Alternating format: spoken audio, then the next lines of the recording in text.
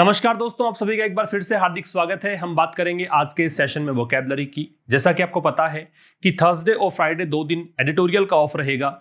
शाम को 5 बजे आपको डिफरेंट सेशंस प्रोवाइड करवाए जाएंगे थर्सडे और फ्राइडे के लिए। तो आज के इस सेशन में हम लोग चर्चा करेंगे वोकैबुलरी की, कैसे हमें अप्रोच करना है, कैसे हमें वर्ड सीखने चाहिए, किस प्रकार की स्ट्रेटेजी हमें अपनानी चाहिए।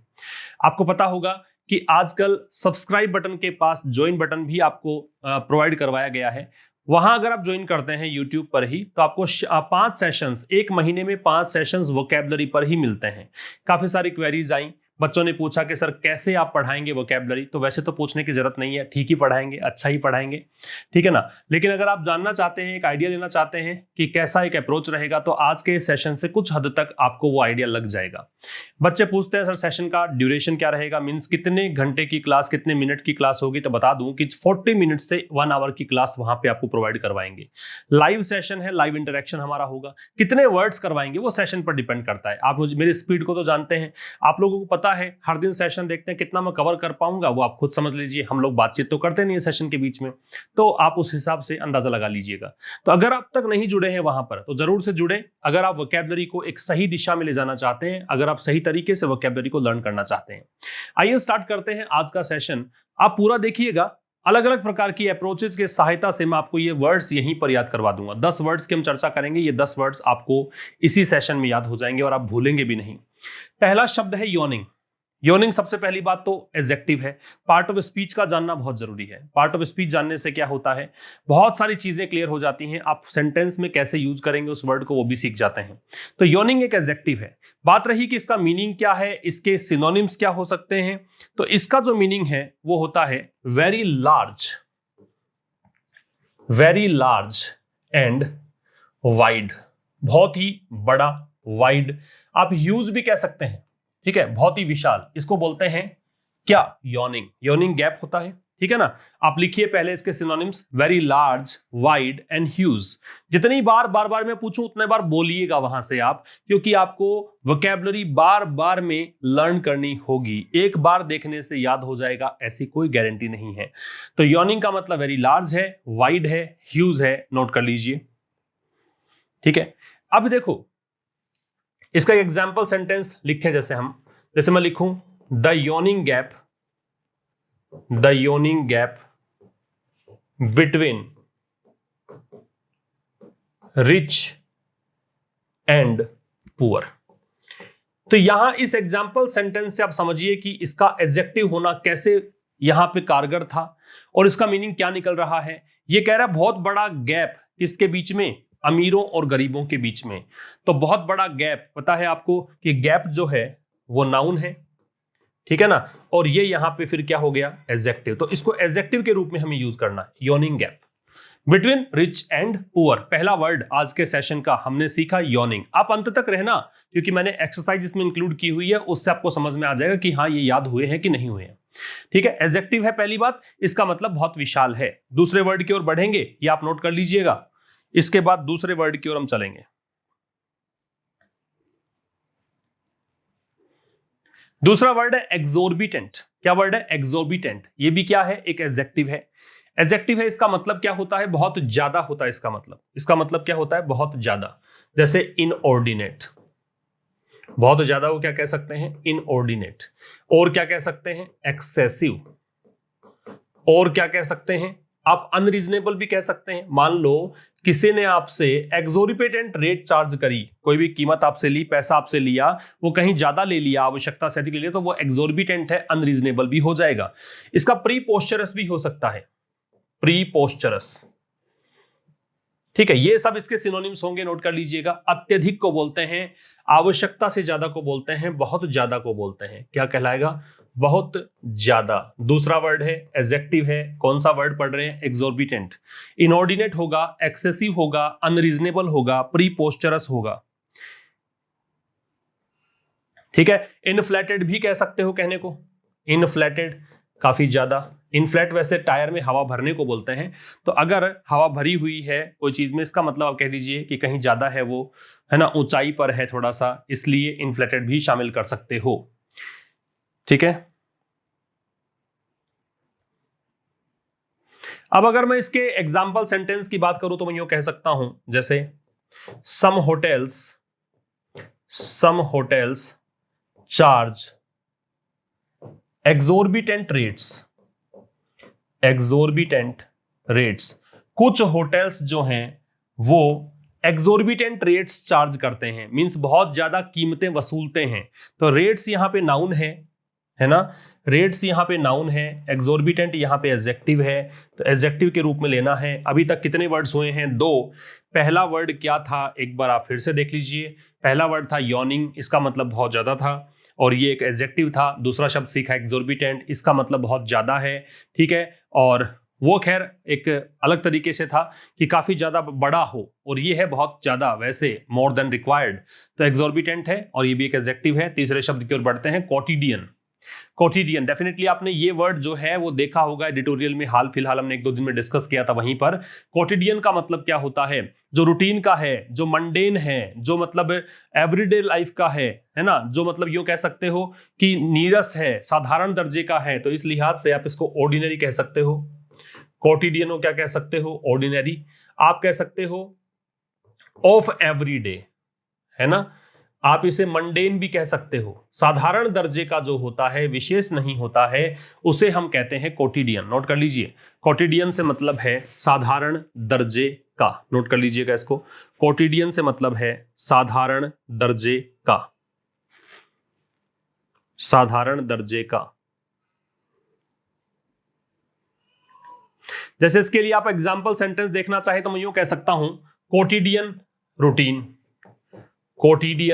रूटीन मतलब ऐसा रूटीन है जो डेली रूटीन है, डेली का रूटीन है, हमेशा ऐसा ही होता है, नीरस सा रूटीन है, कुछ विशेष नहीं है। ये भी एक एडजेक्टिव है, रूटीन यहाँ पे नाउन है, कोटिडियन यहाँ पे एडजेक्टिव है। तो ये आप नोट कर लीजिएगा। तीसरा वर्ड हमने सीखा है कोटिडियन, जो कि एक एडजेक्टिव है। इसका मतलब साधारण दर्जे का होता है। इसका मतलब होता है जो प्रतिदिन की लाइफ का हिस्सा है, जो हमेशा होता रहता है, सामान्य दर्जे का है, विशेष नहीं है, उसे कोटिडियन कहा जाएगा। नंबर 4 है साहब इंड्यूस एक वर्ब है। इसका मतलब होता है प्रेरित करना, किसी भी घटना के घटित होने का कारण बनने को बोलते हैं इंड्यूस। आप इसके लिए कोज यूज कर सकते हैं। इसके लिए आप कह सकते हैं गिव राइज टू, या फिर इसके लिए एक फ्रेजल वर्ब यूज की जाती है ब्रिंग अबाउट। बहुत बार आप इसे न्यूज़पेपर में पाएंगे, बहुत बार आप इसे एग्जाम्स में पाएंगे। इंड्यूस का मतलब कोज है, गिव राइज टू है, ब्रिंग अबाउट है, घटित होने का कारण बनना, प्रेरित करना, ये सब इसका मतलब होता है। एक प्रकार से पुश करना, धक्का देना किसी चीज को, कुछ घटित हो नहीं रहा, अगर आपने थोड़ा सहारा दे दिया और घटित हो गया तो उसे इंड्यूस करना बोलते हैं। नोट कर लीजिएगा।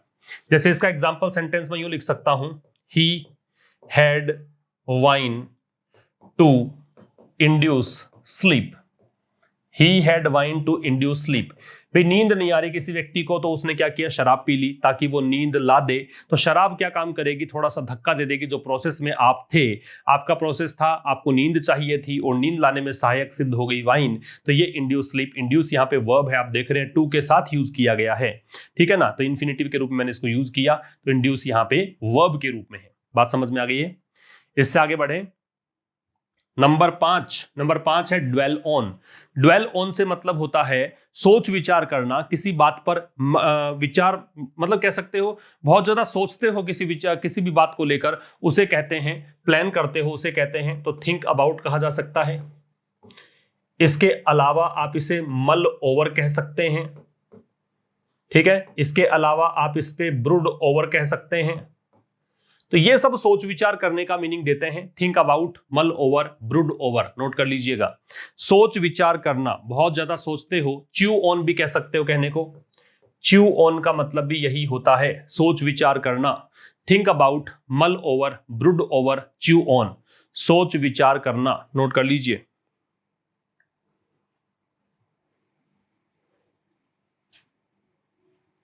ठीक है, अगर मैं यूं लिखूं, we should not dwell on the past, we should not dwell on the past। तो हमें भूतकाल के बारे में सोचना नहीं चाहिए, हमें भूतकाल के बारे में नहीं सोचना चाहिए, हमें कभी भी ज्यादा ध्यान नहीं लगाना चाहिए पास्ट की चीजों पर। तो ये है dwell on, एक फ्रेजल वर्ब है, फ्रेजल वर्ब का पता ही होता है आपको कि वर्ब के साथ प्रेपोजिशन लगने के बाद जो एक चीज सामने आती है वो कहलाती है फ्रेजल वर्ब। तो ड्वेल ऑन का मतलब है सोच विचार करना। नोट करिएगा। इससे आगे नंबर 6 की बात हम करेंगे अब।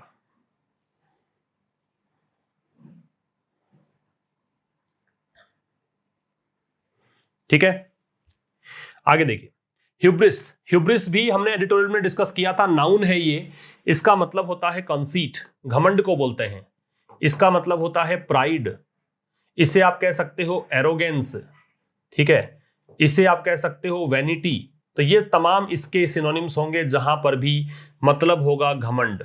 तो घमंड के अर्थ में आप इसका यूज कर सकते हो, कॉन्सीट कह सकते हो, प्राइड कह सकते हो, एरोगेंस कह सकते हो, वैनिटी कह सकते हो। घमंड का मीनिंग देता है, नाउन के रूप में यूज करना है। इसका एग्जाम्पल सेंटेंस हम देखेंगे, फिलहाल आप इसे नोट करिए। कॉन्सीट कह सकते हो, प्राइड कह सकते हो, एरोगेंस कह सकते हो, वैनिटी कह सकते हो। 6th वर्ड है, 5 वर्ड हम पहले देख चुके हैं, नोट करिए। ठीक है, अब मैं अगर यूं लिखूं इसको, ह्यूब्रिस, अब घमंड है, इसका मतलब ये एब्स्ट्रैक्ट नाउन है तो आर्टिकल तो लगेगा नहीं। Hubris brought him down in the end, hubris brought him down in the end. तो अंत में घमंड जो है उसे नीचे लेकर आ गया, उसे पटकनी दे दी घमंड ने।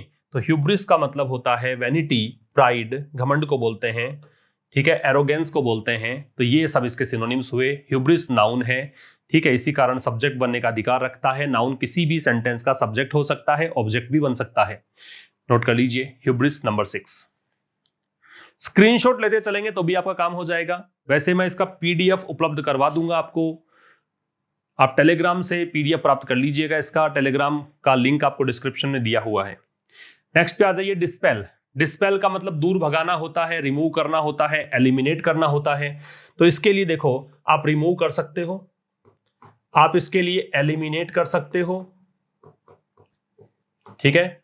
इसके अलावा आप कह सकते हो टू मेक डिसअपियर, कोई भी फीलिंग है, डर की फीलिंग है मान लो, उसको दूर भगाना, ठीक है, किसी भी चिंता को दूर भगाना, उसको बोलते हैं डिस्पेल। दूर भगाने को भी कह सकते हैं, रिमूव करने को भी कह सकते हैं, डिस्पेल, लिख लीजिए, ठीक है।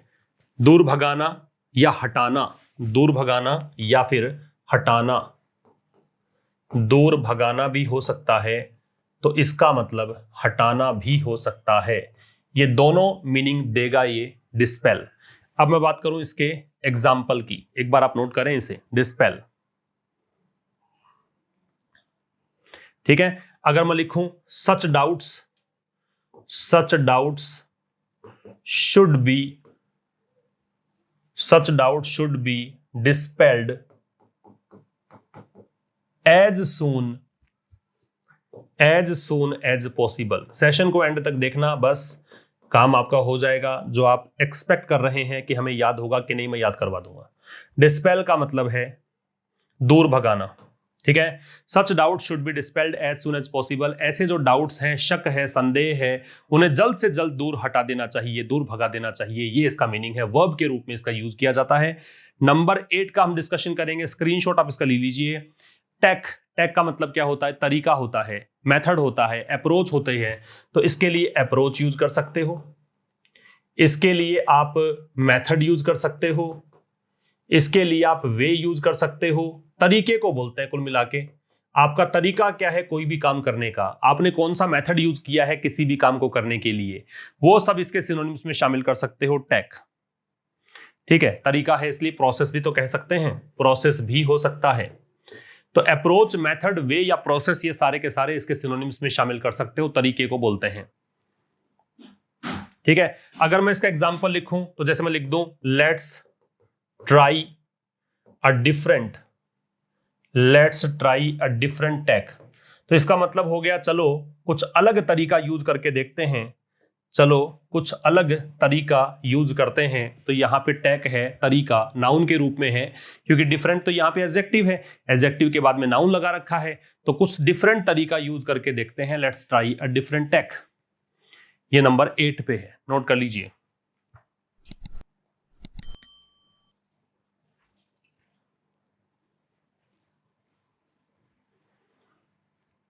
ठीक है, आगे देखेंगे। प्लेग वर्ब है, इसका मतलब प्रताड़ित करना, पीड़ित, पेस्टर तंग करना होता है, हैरेस करना होता है, प्रताड़ित करना होता है, प्रताड़ित करना, तंग करना, परेशान करना, ये सब इसके मतलब होते हैं। ठीक है, प्लेग का मतलब है प्रताड़ित करना, तंग करना, नोट कर लीजिए, प्लेग वर्ब है। ठीक है, जैसे he was plaguing her, he was plaguing her with questions, तो वह उसे प्रश्न पूछ के परेशान कर रहा था, वह उसे प्रश्न पूछ के परेशान कर रहा था। प्लेगिंग मैंने यूज किया प्रताड़ित करने के सेंस में, वर्ब के रूप में, इसीलिए आईएनजी का प्रयोग में कर पाया, क्योंकि वर्ब है इसलिए आईएनजी का प्रयोग कर पाया। इसका पार्ट ऑफ स्पीच जरूर याद रखिएगा ना।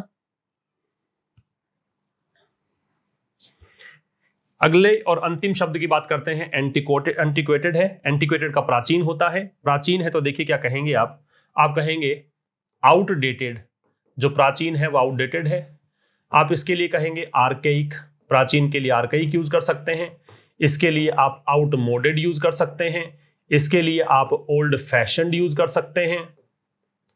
ठीक है, इसके लिए आप ऑब्सोलीट यूज कर सकते हैं। ये सब मीनिंग देंगे प्राचीन के। पुराना, मॉडर्न इसका ऑपोजिट होता है, एडजेक्टिव है। और इसका एग्जाम्पल सेंटेंस आप लिख सकते हो एंटीक्वेटेड टेक्नोलॉजी, एंटीक्वेटेड टेक्नोलॉजी। तो ये है प्राचीन, एंटीक्वेटेड टेक्नोलॉजी, तो ये है प्राचीन का मीनिंग दे रहा है। एंटीक्वेटेड का मतलब क्या होता है?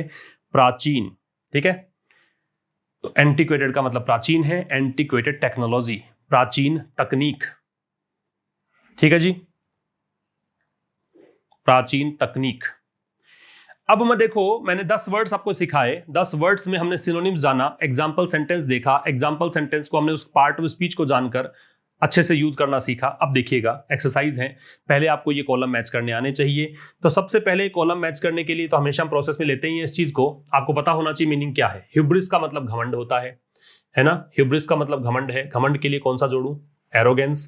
तो 1 नंबर का संबंध किससे हुआ दोस्तों? सी से। एक और एक्सरसाइज हम आगे लेंगे इसके, है ना। तो ह्यूब्रिस का मतलब घमंड है। इंड्यूस का मतलब क्या होता है? प्रेरित करना होता है। प्रेरित करने के लिए गिव राइज टू था, कोज था, है ना, या ब्रिंग अबाउट था। तो इंड्यूस के लिए कौन सा लेंगे आप? यहां पे कौन सा लेंगे? कोज ले लेंगे, तो डी जुड़ जाएगा दूसरे से। तीसरा है डिस्पेल, साथ साथ में सिनोनिम भी रिकॉल करते चलो। डिस्पेल का हटाना है तो रिमूव होता है, एलिमिनेट होता है, मेक डिसअपीयर होता है। तो इसके लिए कौन सा होगा? यहां पे हो जाएगा एलिमिनेट। तो तीसरे को जोड़ देंगे ए से। फिर इसके बाद में योनिंग है। योनिंग का बहुत बड़ा होता है, विशाल होता है, तो क्या जोड़ देंगे? ह्यूज होता है, वेरी लार्ज, इन्फ्लेटेड, है ना, ये सब हमने देखा था। तो क्या हो जाएगा यहां पे? इसमें योनिंग का हो जाएगा वेरी लार्ज। ठीक है, ई। और 5 नंबर एंटिक्वेटेड है, प्राचीन को बोलते हैं। प्राचीन के लिए क्या है? आर्केइक है, आउटडेटेड होता है, ओल्ड फैशन्ड होता है, ऑब्सोलीट होता है, आउटमोडेड होता है। तो बी से जोड़ देंगे। तो ये आप स्क्रीनशॉट ले लीजिए, इसका हमने कॉलम्स मैच कर लिए हैं। अभी एक एक्सरसाइज और, ऐसे आप भी थोड़ा सा प्रयास तो लगेगा, लेकिन प्रयासों के बगैर कहां सफलता मिलती है ना। प्रयास तो आपको पुट करने ही पड़ेंगे। ये 5 वर्ड्स हैं, इन 5 वर्ड्स में से 3 सेंटेंसेस में आपको फिल करना है। ह्यूब्रिस का मतलब घमंड होता है, कॉन्सीट, वैनिटी, प्राइड, है ना। इसके बाद में टैक है, तो टैक का अप्रोच था, वे था, मेथड था। इंड्यूस का मतलब गिव राइज टू या कोज था। ठीक है, ब्रिंग अबाउट था। एंटिक्वेटेड का ऑब्सोलीट था, आउटडेटेड था, आर्केइक था, ओल्ड फैशन था। डिस्पेल का रिमूव था, एलिमिनेट था, मेक डिसअपीयर था। अब देखिए, it will take many years, बहुत सारे साल लग जाएंगे, काफी वर्ष लग जाएंगे। किसके लिए? इन इंडस्ट्रीज को। कैसी इंडस्ट्रीज हैं? तो इंडस्ट्रीज यहाँ पे है नाउन। नाउन से पहले क्या आता है? एडजेक्टिव। तो एडजेक्टिव लेना है, तो आपको पता है कि डिस्पेल तो वर्ब है, ठीक है, इंड्यूस वर्ब है, ये नाउन है, ये नाउन है, एक ही तो बचा, एक ही बचा है तो एंटिक्वेटेड। तो यहां पे आ जाएगा एंटिक्वेटेड। प्राचीन जो इंडस्ट्रीज है उनको आधुनिक करने में काफी वर्ष लगेंगे, ये इसका ट्रांसलेशन है। दूसरा, इफ पीपल डोंट लिसन, यदि लोग सुनेंगे नहीं, we will have to try a different, तो हमें अलग एक यूज करना पड़ेगा। आप देखिएगा, ए दे रखा है आर्टिकल, तो इसका मतलब 2 शब्द आएंगे। तो ये पहला एडजेक्टिव, दूसरा नाउन। तो यहां नाउन आएगा। नाउन या तो ह्यूब्रिस है या टैक है। तो अलग क्या हो सकता है? अलग घमंड यूज करना पड़ेगा क्या? लोग नहीं सुनेंगे तो नहीं। अलग तरीका, तरीके के लिए क्या यूज करेंगे? टैक। फिर तीसरा है it was an act of. अब ये देखो आगे प्रेपोजिशन है तो नाउन लगेगा, आगे प्रेपोजिशन ऑब्जेक्ट लेता है, ऑब्जेक्ट नाउन बनेगा, तो नाउन तो एक ही बचा ह्यूब्रिस, तो it was an act of hubris. ऐसे आप क्लोज टेस्ट भी सोल्व कर पाते हैं कि ये एक घमंड का कार्य था, that was to cost him dear, जो उसे महंगा पड़ने वाला था। डियर का मतलब महंगा भी होता है। तो ये था दोस्तों आज का सेशन। इस सेशन में आपने 10 वर्ड्स मेरे साथ सीखे हैं और यकीन मानिए कि आपने शायद याद भी कर लिए होंगे अच्छे से। आप एक बार फिर रिवाइज करिएगा तो डेफिनेटली आपको चीजें जरूर से याद हो जाएंगी। मुलाकात होगी अब एक नए सेशन में। नेक्स्ट कल जो सेशन होगा आपका, एक और विशेष सेशन 5 बजे ही मिलेगा आपको वो सेशन भी, तो उसमें हम कुछ एक अलग टॉपिक की बात करेंगे। तब तक के लिए नमस्कार, थैंक यू वेरी मच।